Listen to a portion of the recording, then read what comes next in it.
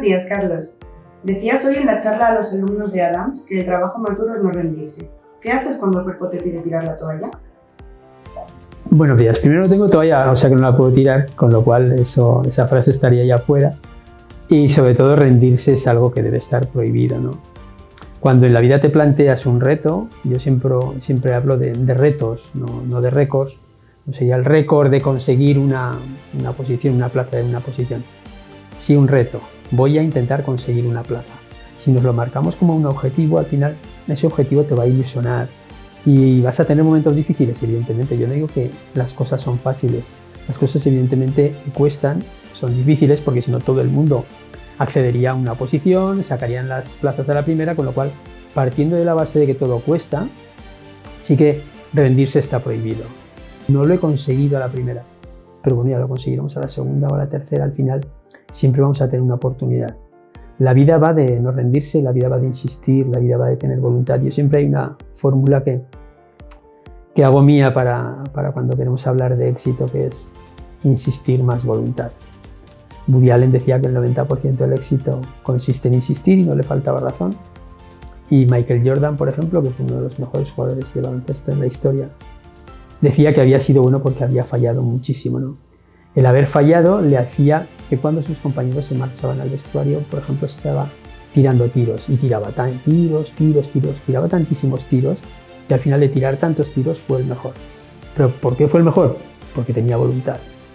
Si no tenemos voluntad, cuando nos enfrentamos a un proceso de una oposición o a cualquier proceso en la vida, difícilmente vamos a poder conseguir nada. Así que el primer paso que tendríamos que tener es tener voluntad, insistir y sobre todo desterrar de la mente la palabra rendirse, o recordando aquel spot que tenía Adidas de que impossible is nothing, nada es imposible.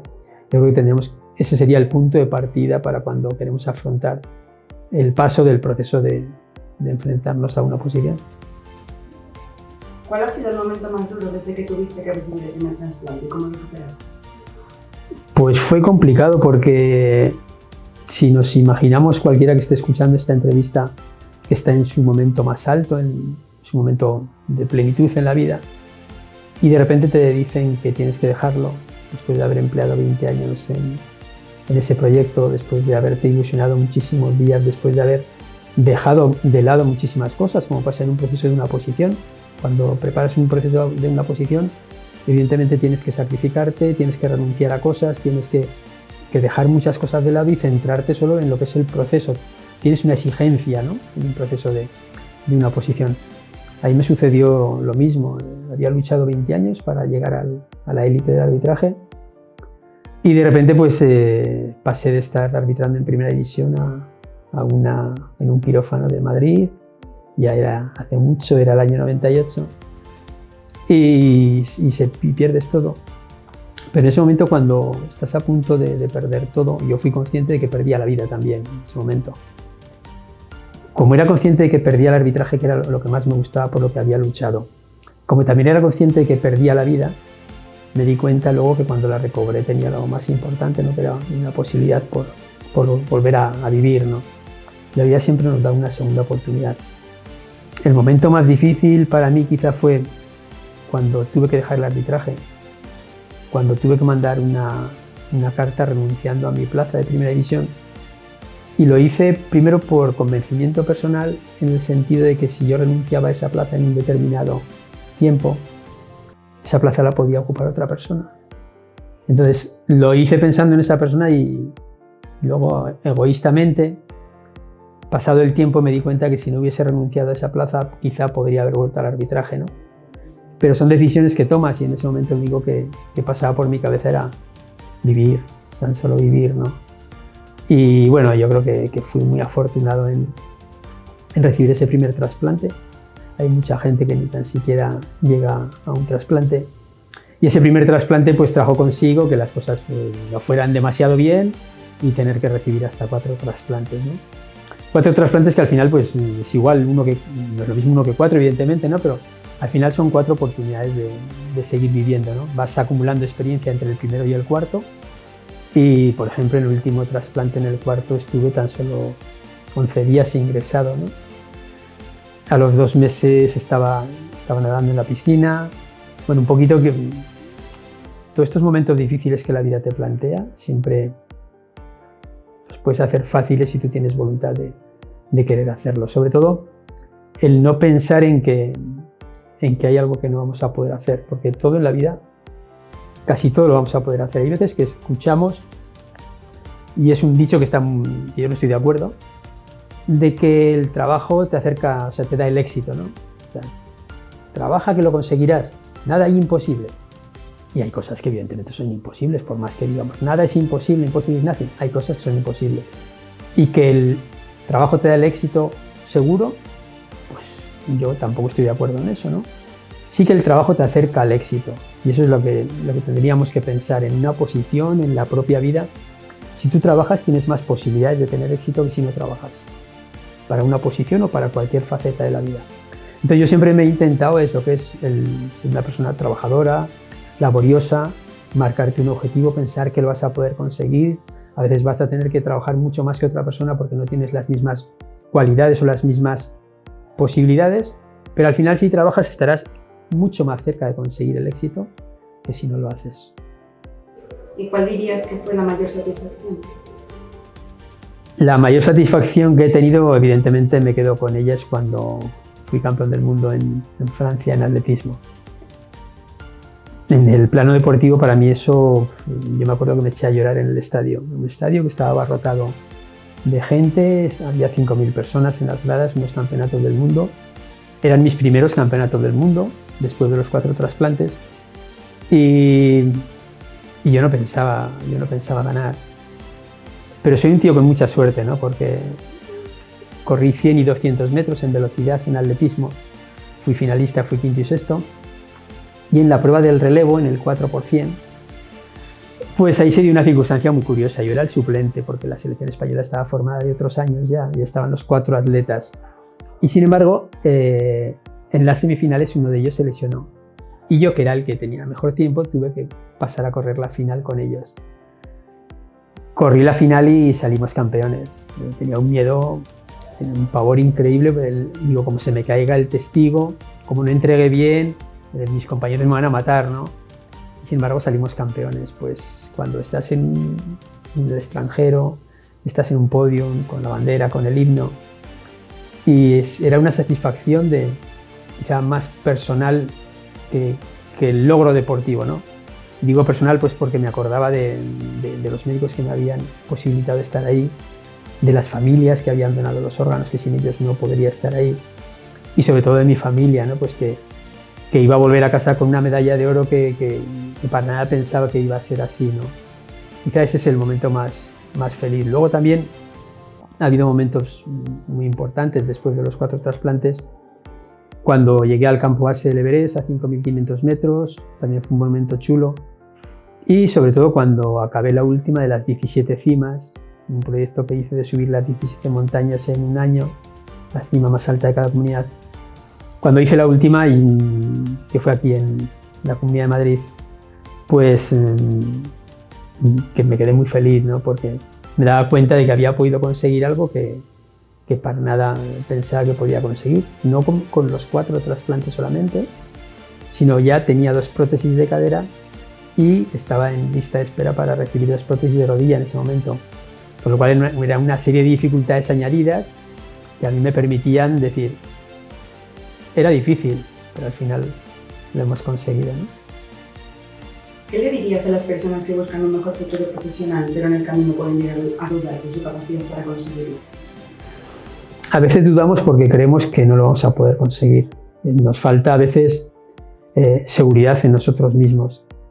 Y lo que nos hace falta es simplemente tener claro que la vida va de objetivos. Ya lo he dicho antes, pero lo repito.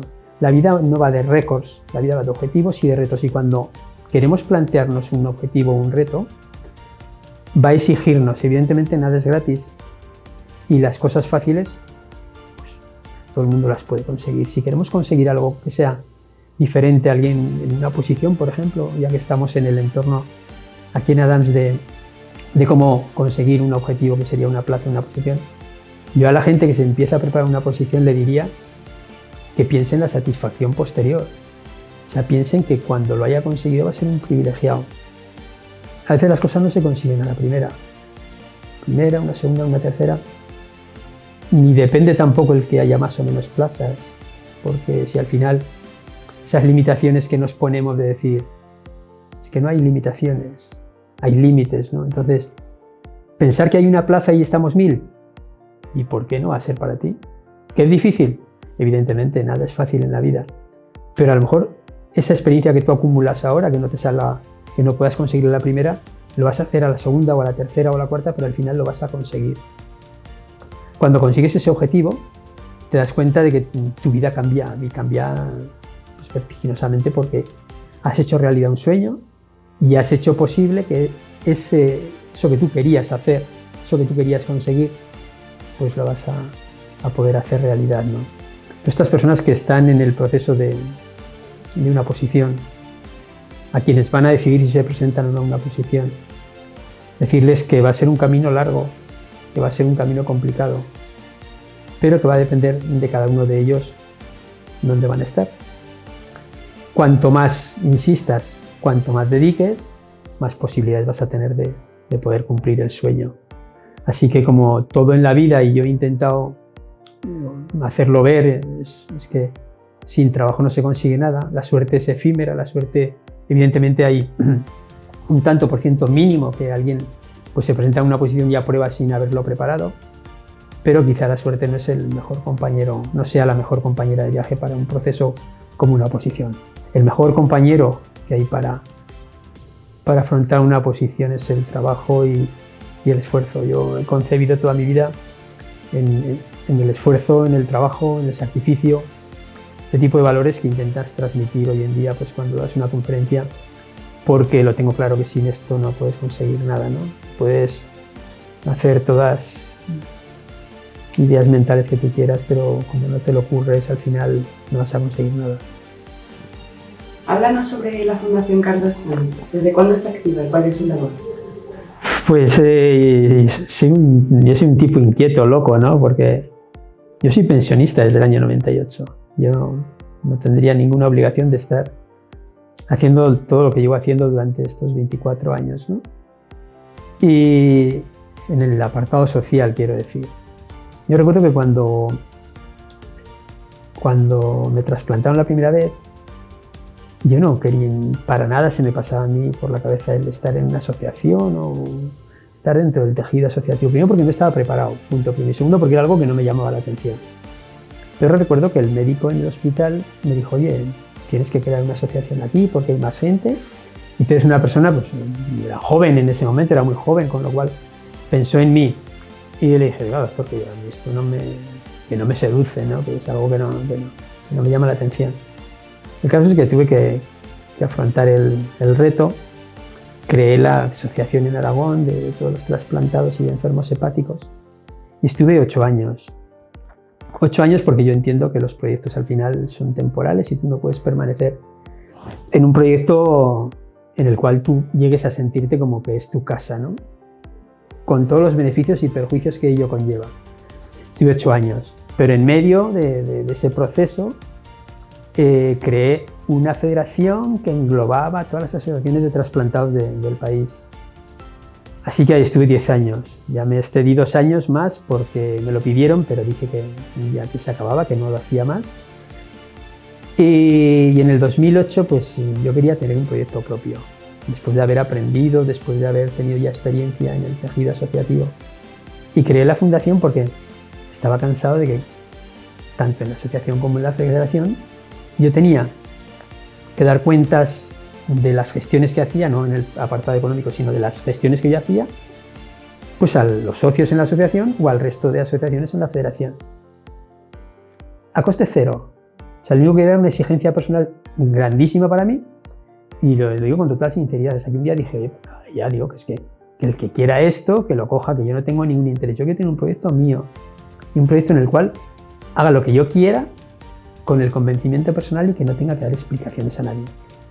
Y creé la fundación y el objetivo principal de la fundación es trabajar en favor de la donación de órganos.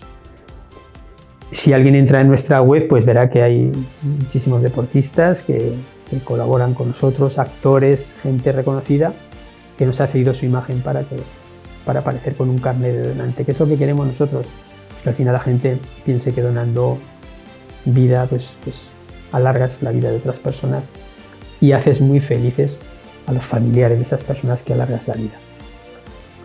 Y bueno, pues al final cuando entras en un proyecto como este, si eres un poco inquieto como soy yo, no te quedas solo en lo que es la donación, sino que entras en el tejido social, en los problemas de la sociedad, y empezamos dando becas a chavales, a niños sin recursos, damos 1000 becas de material escolar.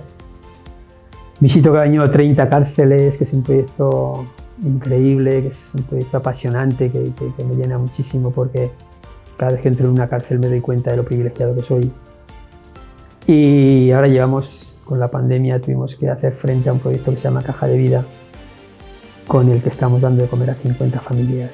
50 familias a las que cada semana les llevamos a su casa la comida para que puedan comer.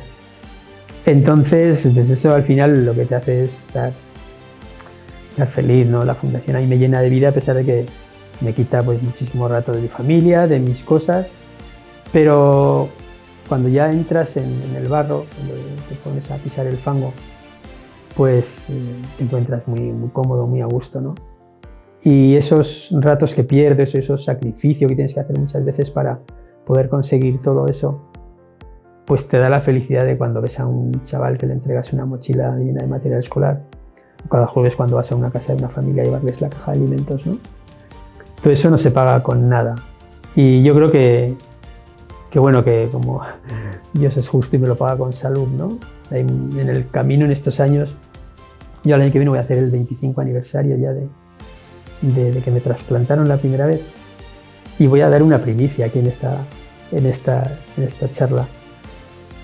Para octubre voy a hacer una fiesta en Zaragoza, y voy a hacer una fiesta con todos mis amigos, que va a ser un fiestón, porque normalmente hace poco estuve en un funeral de un amigo mío de 40 años y me di cuenta de que él se hubiera querido despedir de otra forma, que no se hubiera querido decir adiós a todos uno por uno, no dejado una familia con 2 niños chiquitines.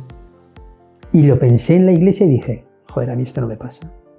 Y digo, voy a hacer un fiestón que se van a enterar. Entonces, para octubre voy a hacer una fiesta con todos mis amigos para celebrar pues que estoy vivo, ¿no? Que a lo mejor dentro de 2 años pues ya no estás y dices, joder, la podía haber hecho, ¿no? Entonces, esa es una primicia que os adelanto que en octubre voy a hacer una fiesta súper guay en Zaragoza para celebrarla, ¿no? Hay veces que tenemos que pensar un poquito también en eso, en disfrutar y bueno, está bien, ¿no? ¿Cuál es el siguiente reto por cumplir de Carlos Sanz? Yo he pasado por 10 grandes operaciones ya, por quirófanos. Ahora tengo que pasar por 2 nuevas, que son prótesis de hombros, que estoy en lista de espera para que me las pongan también. Pero eso no me limita. Quiero ir al Kilimanjaro, que es una montaña de África, que es el techo, que son 6.000 metros. Estoy esperando sacar financiación. Y sobre todo cuando ya podía pensar a lo mejor en decir, creo que he hecho muchas cosas ya, ¿no? Va a hacer 25 años, ¿por qué no das un paso atrás? Al contrario, cada vez me siento con más fuerzas para seguir haciendo cosas y para pensar que lo que haces realmente merece la pena, ¿no? El próximo reto probablemente será subir esa montaña. Creo que la voy a subir. Y cuando la haya subido, siempre digo que ya no habrá más, ¿no? Pero siempre hay más, porque al final, cuando tienes tantas ganas de vivir, cuando te das cuenta de que ves lo que otras personas no ven en la vida, a veces queremos ser felices y nos marcamos objetivos para ser felices. Quiero tener una casa, quiero tener un coche, quiero tener pasta para ser feliz. Y a veces sin todo eso se puede ser feliz, ¿no? Yo creo que mi forma de entender y encontrar la felicidad diariamente es disfrutar de cada momento. Cuando venía esta mañana aquí a las 8:30, en un bareto de aquí al lado, desayuné tranquilísimamente y dije, joder, qué felicidad, ¿no? El poder desayunar así, tranquilo. Quizá haya gente que solo ve rutinario y normal, ¿no? Pero cuando de lo normal haces algo extraordinario, quizá quizá valoras mucho más las cosas, ¿no? Yo soy un privilegiado porque valoro esos pequeños momentos que a veces el resto de la gente, con la vorágine de la vida que llevamos, no los valora, ¿no? Y luego también tuve muy claro que, y es una frase de cosecha propia, que a mí la vida me cambió. Entonces, cuando las circunstancias te cambian la vida, el único secreto que hay es adaptarte a esas nuevas circunstancias. Yo me he ido adaptando a cada una de las circunstancias que la vida me ha ido proponiendo. Me quitó el arbitraje, me dieron 4 trasplantes y hice atletismo. Me pusieron 2 prótesis de cadera, me puse a hacer natación. Me pusieron las prótesis de rodilla y quiero seguir subiendo montañas. ¿Qué cuesta? Me cuesta muchísimo más que a los demás. Y cuando a los demás a lo mejor no les duele nada, a mí sí que me duele. ¿Y quejarse sirve de algo? Quejarse no sirve de nada. Yo seguro que habéis oído hablar de la esquizofrenia, pero yo no voy a hablar de la esquizofrenia hoy, yo voy a hablar de la esquizofrenia. Porque estamos acostumbrados a vivir en el mundo de las excusas. Y nos quejamos y nos quejamos. Es que no tengo este móvil, es que no tengo dinero, es que me falta, es que. Todos son excusas. Y yo lo que intento en la vida es no buscar excusas. Pasar siempre a la acción, porque las excusas paralizan. Así que no soy una persona esquizofrénica, ni mucho menos, sino que soy una persona normal que lo que intenta es cada día ser lo más feliz posible y sobre todo ponerme siempre en el lugar de los que peor están, de los que más lo necesitan. Porque no nos damos cuenta que hay mucha gente que se cambiaría por nosotros a ojos cerrados y nosotros por ellos no nos cambiaríamos nunca. Yo cuando doy charlas en los coles y les pongo a los chicos distintas fotos en las presentaciones, les digo, ¿os cambiaríais por estos? No se cambia ninguno. Ellos por vosotros todos. Así que yo creo que estamos en la obligación de valorar esas pequeñitas cosas que las dejamos pasar diariamente porque creemos que las tenemos y que no son importantes y sin embargo yo soy un privilegiado en verlas y saborearlas y disfrutarlas cada día. Muchísimas gracias, Carlos, por tus palabras y por habernos dedicado este tiempo. Ha sido una charla maravillosa. Bueno, para mí es un placer. Adams confió en mí hace tiempo, he recorrido todos los centros de España y hoy, pues, cuando me dijo Ana de venir aquí, pues para mí es un placer, ¿no? Dejé todo lo que tenía que hacer hoy para estar aquí con toda la gente de Adams, con toda la familia de Adams, porque en cierto modo, pues yo también me considero parte e intento aportar ese granito de arena para todas estas personas que estáis en Adams y para los que vienen a Adams confiando en Adams. Así que mucha suerte para todos, un beso muy grande para todos y gracias.